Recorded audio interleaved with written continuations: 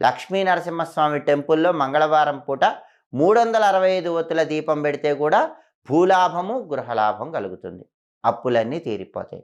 అలాగే మంగళవారం పూట లక్ష్మీ నరసింహస్వామికి అర్చన చేయించుకున్న, అభిషేకం చేయించుకున్న మీకున్న అప్పులన్నీ తొందరగా తీరిపోతాయి.